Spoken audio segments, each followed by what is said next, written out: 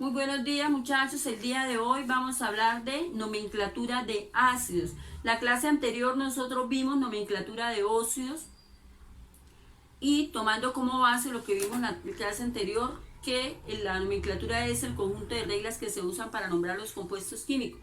Entonces vamos a recordar las partes de la tabla periódica. Recordemos que hacia la parte izquierda encontramos nosotros los elementos metales, grupo 1 y 2, elementos de transición, y hacia la parte derecha encontramos los elementos no metales y los elementos de la línea quebrada, que son los metaloides que actúan en un momento determinado como metales o como no metales.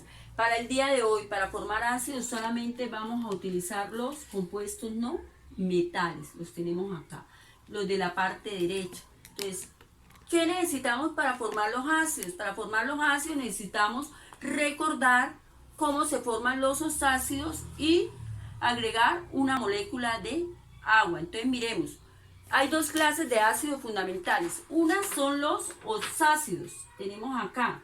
Ácidos oxácidos son aquellos que formamos la semana pasada al unir un elemento no metálico con el oxígeno. Acordémonos que el oxígeno siempre trabaja con -2 y que el elemento metálico tiene hacia un lado el no metal tiene hacia un lado de la tabla periódica las valencias con las cuales trabaja. Entonces en este caso vamos a trabajar con el nitrógeno al unirlo con el oxígeno. Entonces trabajamos el nitrógeno con el elemento 5, lo tenemos acá. Nitrógeno 5, oxígeno 2, intercambiamos la posición y me queda intercambiamos la posición y me queda el N2O5, sería el óxido nítrico. Para formar el ácido, ¿qué requerimos? Entonces requerimos agregar una molécula de agua. Al agregar agua, nosotros colocamos acá una flechita que dice produce. Esta flechita significa produce. Entonces el óxido nítrico más la molécula de agua me va a producir el ácido nítrico. ¿Cómo lo hacemos? Entonces el hidrógeno sale exactamente igual como está. Este entra como reaccionante, sale igual como producto. Entonces tenemos 2 hidrógenos, 2 nitrógenos acá, 5 oxígenos más 1 oxígeno me daría 6 oxígenos para un total de H2N2O6. Y finalmente estos números todos son divisibles por 2, entonces me queda 2 divisible por 2, me queda 1, 1 y acá me quedaría 3 para formar el HNO3, que es el ácido nítrico. Entonces esta es la forma como nosotros vamos a formar los ácidos oxácidos. Se llaman oxácidos, ¿por qué? Porque llevan oxígeno y son los que se forman con los elementos no metálicos. Encontramos otro tipo de ácidos, entonces encontramos los ácidos hidrácidos. ¿Cómo se forman los ácidos hidrácidos?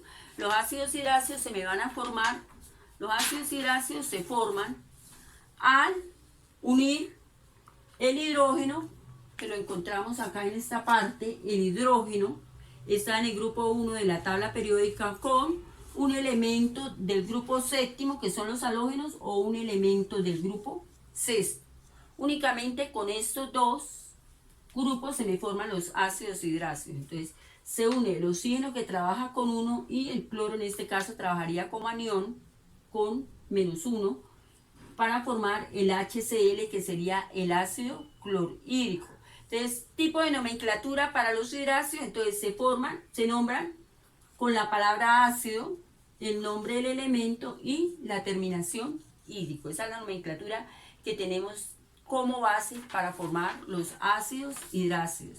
Entonces, estos son hidruros de la sexta y séptima columna que se unen al hidrógeno. Entonces, recordemos, para finalizar, entonces, encontramos dos tipos de ácidos, que son los ácidos oxácidos y los ácidos hidráceos.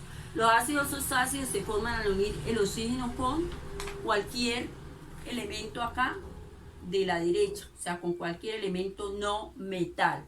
Los ácidos siempre se forman con los elementos no metales.